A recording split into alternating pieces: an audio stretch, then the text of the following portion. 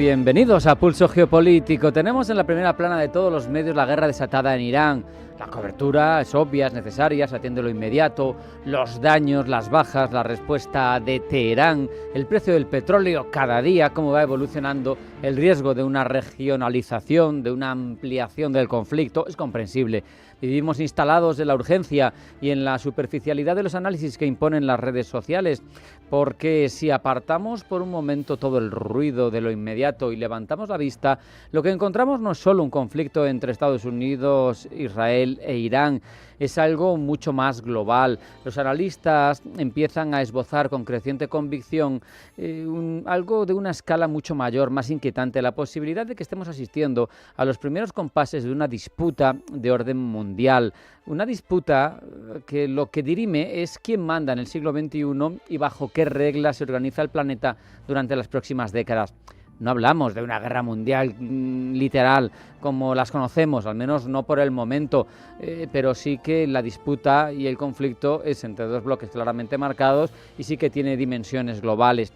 Si atendemos a que Irán es el tercer mayor proveedor de petróleo de China y que todo esto está golpeando a Irán directamente, pero a China y su capacidad de obtener petróleo barato de forma indirecta, si tenemos en cuenta que Venezuela tuvo también una extracción de su líder y que Venezuela ha sido tradicionalmente también un proveedor de petróleo a muy buen precio para China, pues uno se da cuenta de que esas grandes reservas de petróleo que fluían hacia China parecen estar siendo sometidas una tras otra a una presión que las hace cada vez más costosas, más complicadas y más inseguras.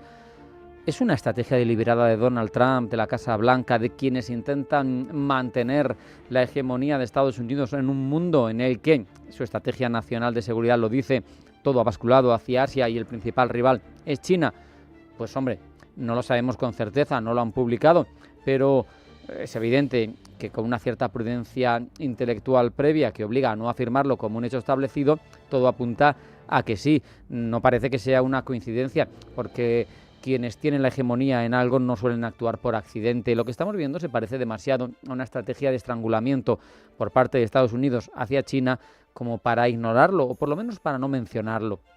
Para entender la magnitud de lo que está en juego, no hay más que ampliar un poco el foco, la mirada y contemplar el cuadro completo. Durante los últimos 2 siglos, el orden mundial ha sido diseñado, gestionado, defendido por un puñado de países occidentales. Tenemos a Estados Unidos, lo sabemos, como potencia hegemónica desde 1945, con una serie de instituciones multilaterales que se articulan a partir de esa hegemonía: Fondo Monetario Internacional, Banco Mundial, sistema del dólar como reserva global de valor, la OTAN como paraguas militar para esos países privilegiados, y todo como una arquitectura que al final lo que buscaba era preservar ese orden occidental de poder. Pero ese edificio lleva mucho tiempo mostrando grietas, no porque no sea poderoso Occidente, que lo sigue siendo, sino porque otros han crecido a una velocidad que ese Occidente no ha sabido valorar y considerar con la seriedad suficiente hasta hace nada. China es hoy la segunda economía del mundo en términos nominales y la primera en paridad de poder adquisitivo. India está a punto de convertirse en la tercera potencia económica global. Todavía no lo es, pero está en esa línea. Brasil, Indonesia, Arabia Saudí, los países del Golfo, todos redefinen sus lealtades y todos se aglutinan a partir de quien más puede dar respuesta a sus necesidades.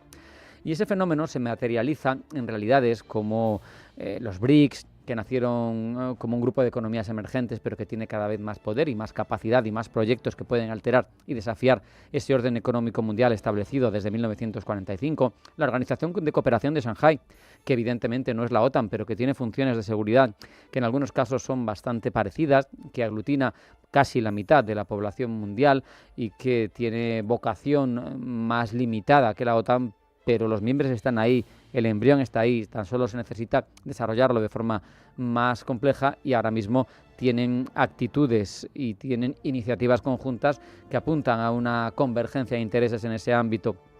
Al final, La pregunta no es si esto se circunscribe a Irán, que evidentemente parece que no.